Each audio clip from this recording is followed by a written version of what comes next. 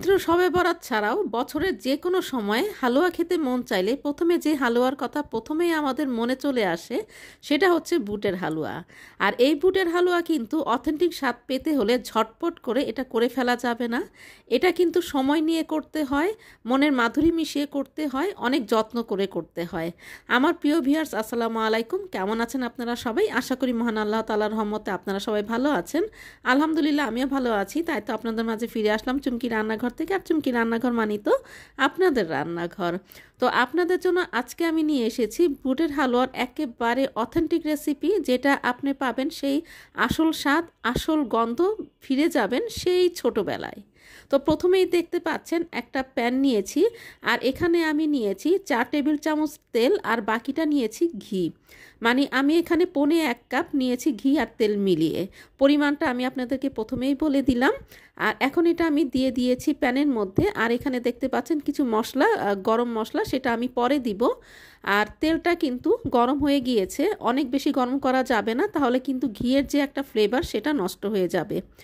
এরপরে আমি এখানে প্রায় 400 গ্রামের মতো ছোলার ডাল সেদ্ধ করে এটাকে মিহি করে বেটে নিয়েছি। আমি কিন্তু এটা ব্লেন্ডারে করিনি, পাটায় বেটে নিয়েছি। তো এটাকে আমি খুব ভালো করে নাড়াচাড়া করে করতে থাকবো, কালারটা যেন একটু চেঞ্জ হয়ে আসে, একটু ভাজা ভাজা হবে, হালকা ভাজা ভাজা হবে। আর এর মানে এভাবে রান্নার ছাড়া কোনো এর বিকল্প নেই। আমরা অনেক সময় বলি যে ঝটপট আমরা বুটের হালুয়া তৈরি করে ফেললাম, সে ঝটপটে কিন্তু ঝটপটের মতোই স্বাদ হবে, কখনোই অথেন্টিক স্বাদ আসবে না। তো যখন এটা একটু ভাজা ভাজা হয়ে এসেছে তখন আমি এখানে গরম মশলাগুলো দিয়ে দিলাম। 3 টুকরা দারচিনি, একটা তেজপাতা আর 4টা এলাচ আমি এখানে দিয়ে দিয়েছি। দিয়ে আবার এটাকে নাড়াচাড়া দিয়ে নিচ্ছি। কালারটা দেখেন একটু চেঞ্জ হয়ে এসেছে। এই সময় আমি এখানে দিয়ে দিলাম আধা কাপ পরিমাণ ঘন দুধ। এই ঘন লিকুইড দুধটা আমরা অনেক সময় দিতে চাই না, কারণ অনেক বেশি নাড়াচাড়া করে মানে অনেক বেশি সময় চলে যাবে এই জন্য। কিন্তু এটার মধ্যে কিন্তু লুকিয়ে থাকে সেই অথেন্টিক স্বাদ, এটা কিন্তু আপনাকে অ্যাড করতেই হবে। এরপরে আমি এখানে মিশিয়ে দিলাম একটু ফুড কালার। আচ্ছা, ফুড কালারটা যদি আপনারা চান স্কিপ করতে পারেন, তবে দিলে অনেক বেশি ভালো লাগে। আর এখানে আমি 500 গ্রাম পরিমাণ চিনি দিয়ে দিচ্ছি।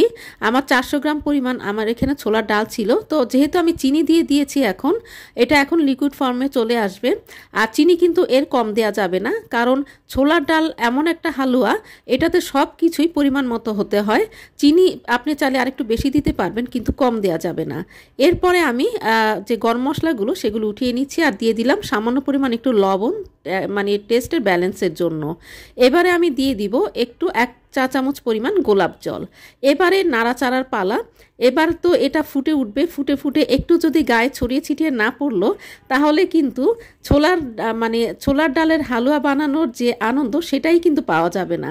তো এই যে নাড়াচাড়া করতে করতে দেখেন এটা কিন্তু একদম যে প্যানের গাটা ছিঁড়ে এসেছে। আর দেখেন আমি স্প্যাচুলাতে উঠিয়েছি, এটা ঝাড়া না দিলে কিন্তু পড়ছে না। আর এই যে প্যানের গাও ছিঁড়ে এসেছে, তার মানে আমার হালুয়াটা কিন্তু একদম পারফেক্টভাবে কমপ্লিট হয়ে গিয়েছে। আমার এই 400 গ্রাম হালুয়া তৈরি করতে কিন্তু প্রায় 1 ঘন্টা 10 মিনিটের মতো সময় লেগেছে। আর এই হালুয়ার কিন্তু বৈশিষ্ট্যটাই এরকম, অনেক সময় নিয়ে মনের মাধুরী মিশিয়ে করতে হয়। তো একটা ট্রের মধ্যে আমি ঘি, একটু বেশি করে ঘি লাগিয়ে নিয়েছি, আর হালুয়াগুলো ঢেলে দিলাম। ঢেলে দেওয়ার পরে একটা চামচে আমি ঘি মাখিয়ে সেটা দিয়ে আমি একটু চেপে চেপে হালুয়াটা একটু চেপে চেপে দিচ্ছি। আর ফ্যানটা ছেড়ে দিয়েছি, দেখেন কালারটাও চেঞ্জ হয়ে গিয়েছে, হালকা একটু গরম আছে। তো এর মধ্যে আমি এগুলো হালকা গরম থাকতেই আমি আমার পছন্দ মতো শেপে হালুয়াটা কেটে নিচ্ছি। আর এই দেখেন কত সহজেই উঠে যাচ্ছে, আর দেখেন ভেতরটা কত সুন্দর হয়েছে। আর এই হালকা গরম থাকা অবস্থাতেই কিন্তু আমি কিশমিশগুলো ধুয়ে তারপরে একটু চেপে চেপে বসিয়ে দিচ্ছি। আর কিশমিশগুলো কিন্তু ভিজিয়ে এর উপরে ছড়িয়ে দেওয়া যাবে না, তাহলে কিন্তু উঠে যাবে। তো দেখতে পাচ্ছেন একটা একটা করে পরিবেশন করে দিচ্ছি। আর এই যে আমার একেবারে অথেন্টিক স্বাদে বুটের হালুয়া। অবশ্যই কিন্তু এটা সময় নিয়ে করতে হবে। আমি আবারও বলছি, বুটের হালুয়া মানেই কিন্তু ঝটপট রেসিপি না।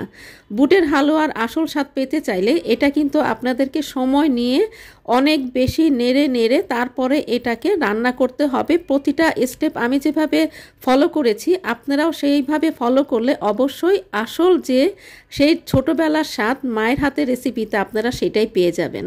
তো আশা করি আজকে আমার এই রেসিপিটা আপনাদের ভালো লেগেছে। আর ভালো লাগলে তো চুমকি রান্নাঘরে রান্নাঘরের সার্থকতা। আর চুমকি রান্নাঘর মানি তো আপনাদের রান্নাঘর। মনের মাধুরী মিশিয়ে রান্না করবেন, নিজে খাবেন, প্রিয়জনকে খাওয়াবেন। সবাই ভালো থাকবেন, সুস্থ থাকবেন। আল্লাহ হাফেজ।